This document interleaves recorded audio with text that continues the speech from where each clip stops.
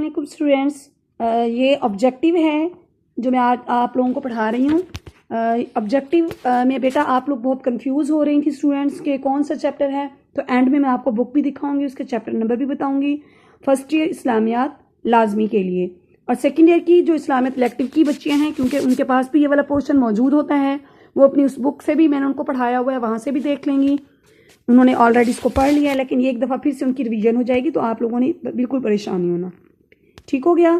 اس سلسلے میں کہ جو اسٹوڈنٹس پریشان ہیں، آپ لوگوں نے بیٹا بالکل نہیں ہونا۔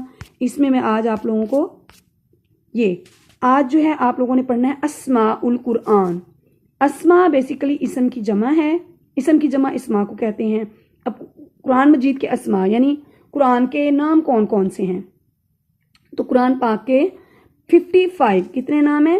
55 ایسے نام ہیں، 55 جو کہ خود قرآن پاک کے اندر موجود ہیں۔ ان میں سے یہ 7 نام آپ کے سامنے لکھے ہوئے ہیں، جو آپ کی بک جو پنجاب ٹیکسٹ بک بورڈ کی طرف سے ہے، اس میں یہ لکھے ہوئے ہیں: الکتاب، الفرقان، النور، الشفا، تذکرہ، العلم، البیان۔ تو یہ آپ لوگوں نے یاد کر لینی ہے۔ ان کے میننگ بھی اکثر پیپرز میں آپ سے آبجیکٹیو میں اس طرح کا کوشچن آ جاتا ہے کہ بتائیں۔ اب جو آج ہم نے پڑھنا ہے وہ ہے حفاظت قرآن۔ قرآن کی حفاظت کس طرح کی گئی؟ 2 ذریعے تھے، بذریعہ حفظ اور دوسرے نمبر پہ ہے بذریعہ کتابت، یعنی 2 طریقوں سے کیا گیا۔ آج پہلے ہم بذریعہ کتابت کو دیکھ لیتے ہیں، بذریعہ حفظ میں پھر اس کے بعد آپ کو ڈیفائن کر دوں گی۔ بذریعہ کتابت میں آپ یہ دیکھیے، کتابت کہتے ہیں کاتبہ سے ہے لکھ لینے کو۔ کس کو کہتے ہیں؟ لکھ لینے کو۔ اب کتابت میں لکھ لیا گیا، کاتب ایک کو کہتے ہیں، ٹھیک ہے، اور کاتبین کہتے ہیں زیادہ کو۔ کاتبین وحی یعنی وحی کو لکھنے والے لوگ، وہ لوگ جو وحی کو لکھ لیا کرتے تھے۔ تو آپ سے اکثر آبجیکٹیو میں پوچھا جاتا ہے کاتبین وحی سے کیا مراد ہے، تو آپ نے بتانا ہے وہ لوگ جو قرآن پاک کو لکھ لیا کرتے تھے۔ رسول پاک صلی اللہ علیہ وسلم کیونکہ لکھنا پڑھنا نہیں جانتے تھے، ٹھیک ہے، اور یہ انبیاء کی خوبی بھی ہوتی ہے کہ دنیا میں ان کا کوئی استاد نہیں ہوتا، وہ ڈائریکٹ اللہ سے ہی علم کا جو ہے وہ فیض پاتے ہیں۔ تو یہاں پہ کاتبین وحی ہیں۔ کاتبین وحی میں کیا چیز ہے؟ یہ وہ لوگ ہیں جنہوں نے وحی کو لکھا۔ اب بات آتی ہے 4 مشہور، اکثر آپ سے آبجیکٹیو میں پوچھا جاتا ہے 4 مشہور کاتب وحی کے نام لکھیے۔ 4 خلفاء اور حضرت زید بن ثابت، 5 نام آپ لوگوں کو یاد ہو گئے۔ خلفاء کے نام تو آپ کو آتے ہوں گے، اسلام کے جو خلفاء راشد ہیں، پہلے 4 جو خلیفہ گزرے ہیں ان کے نام، اور ساتھ میں حضرت زید بن ثابت رضی اللہ تعالیٰ عنہ کا نام جو ہے وہ آپ لوگوں نے یاد کر لینا ہے۔ اب پہلا میں نے آپ کو بتایا تھا بذریعہ حفظ اور دوسرا بذریعہ کتابت۔ کتابت کو تو آپ لوگوں نے دیکھ لیا، اس کے بعد ہم حفظ کو دیکھیں گے۔ قرآن پاک کو بہت سارے صحابہ اور صحابیات زبانی یاد کر لیا کرتے تھے، اور رسول پاک صلی اللہ علیہ وسلم نے اپنی وصال سے کچھ دن قبل حضرت جو ہے ایک صحابی سے جو ہے وہ پورا قرآن پاک جو ہے، عبداللہ ابن مسعود ان کا نام ہے صحابی کا، تو ان سے پورا قرآن پاک جو ہے وہ سنا۔ عبداللہ ابن مسعود کہتے ہیں جب رسول پاک نے مجھے کہا کہ مجھے قرآن سناؤ، تو میں نے کہا کہ جس پر نازل ہوا ہے وہ اس کو بہتر بتا سکتے ہیں، تو رسول پاک نے کہا نہیں، میں تمہاری زبان سے سننا چاہتا ہوں۔ تو اس پر انہوں نے جو ہے پورا جو قرآن تھا اس کو سنایا۔ اس کے بعد ہے حافظ قرآن صحابہ۔ 4 مشہور صحابہ ہیں آپ کے سامنے: حضرت علی، حضرت طلحہ، حضرت زید بن ثابت، حضرت سعد، حضرت عثمان غنی کو بھی قرآن پاک جو ہے وہ یاد تھا، تو یہ آپ لوگ جو ہے اس کو یاد کر لیں۔ اس کے بعد ہمارے پاس آتا ہے حفاظت قرآن۔ قرآن کی حفاظت کس طرح کی گئی؟ تو یہاں جو آپ نے پہلے پڑھا کتابت سے اور حفظ سے۔ اب جو کتابت سے ہے اس کے لیے 3 ادوار ہیں ہمارے پاس: دور نبوی، دور صدیقی اور دور عثمانی۔ دور نبوی میں رسول پاک صلی اللہ علیہ وسلم نے کیا کیا؟ کاتبین وحی سے لکھوا لیا کرتے تھے، جو ہی قرآن نازل ہوتا تھا اس کو آپ جو ہے وہ لکھوا لیا کرتے تھے۔ یہ جو میں نے انڈر لائن کر لیا ہے اس کو آپ لوگ لکھ کے رکھ دیں، کیونکہ یہ اہم چیزیں ہیں۔ اکثر آپ سے یہ بھی پوچھ لیا جاتا ہے کہ کن چیزوں پر لکھ لیا کرتے تھے، تو یہ سامنے آپ کی لکھی ہوئی ہے: پتھروں کی سلوں، چمڑوں، درختوں کی چھالوں، اونٹ کے شانے کی ہڈیوں پر جو ہے وہ لکھ دیا جاتا تھا۔ تو یہ دور رسالت میں کام ہوا، ٹھیک ہو گیا؟ اس کے بعد آپ کے پاس ہے دور صدیقی۔ دور صدیقی میں کیا کام ہوئے؟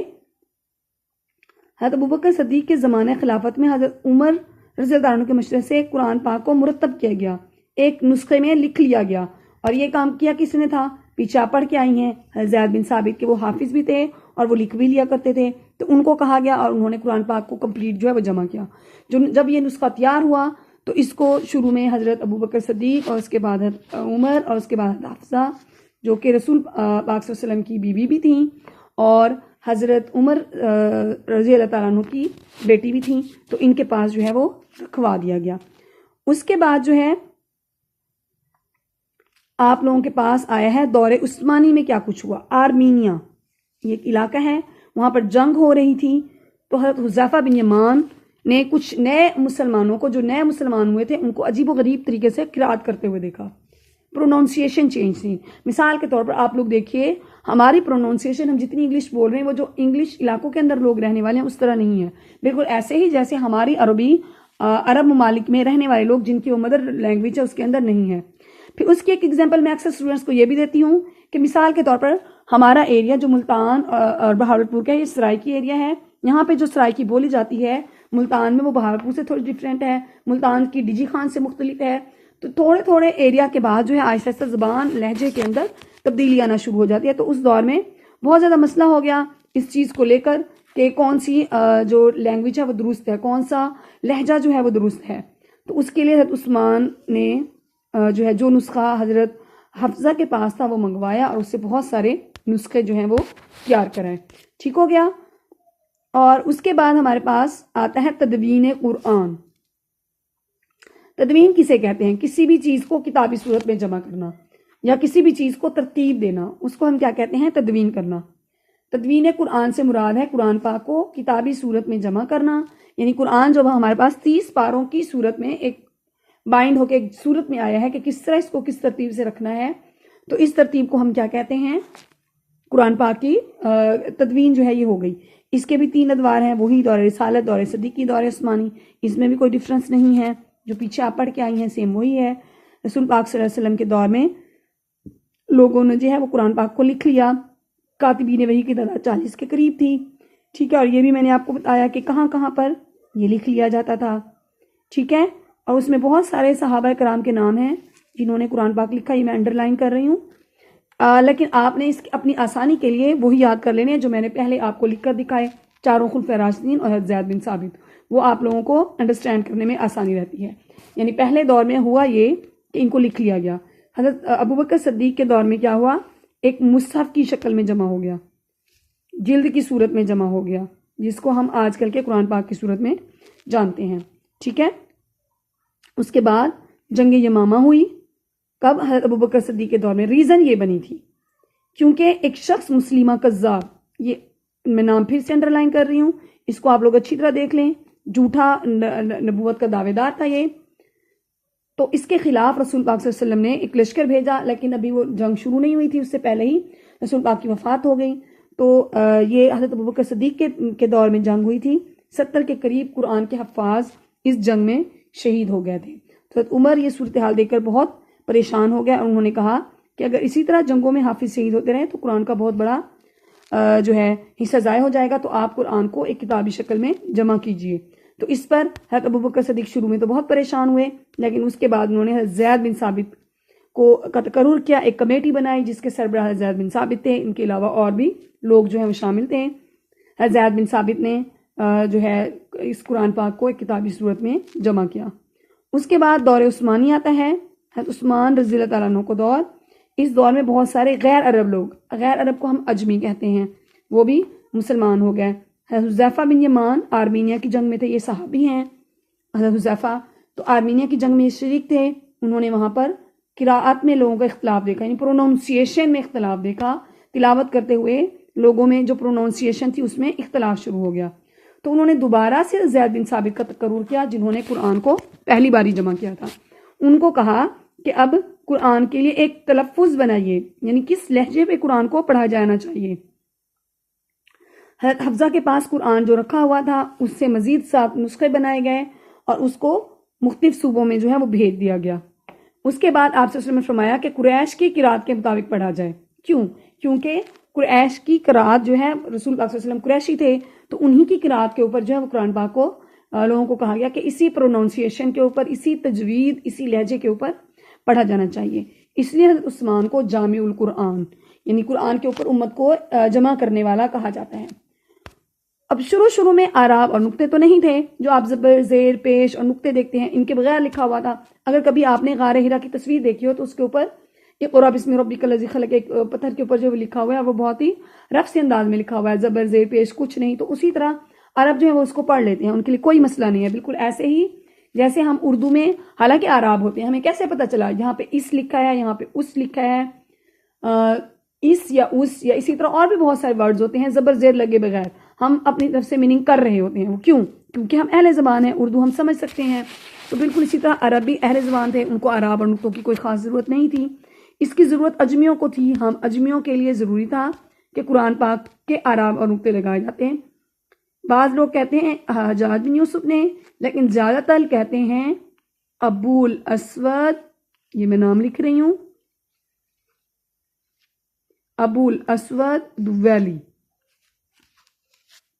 یہ اس پرسن کا نام ہے جو حضرت حضرت علی رضی اللہ تعالیٰ عنہ کے شاگرد تھے، انہوں نے جو ہے وہ جمع کیا۔ کچھ لوگ حجاج بن یوسف کے متعلق کہتے ہیں، اور زیادہ تر لوگوں کی رائے ہے کہ ابو الاسود دویلی نے جو ہے وہ قرآن پاک کو جمع کیا۔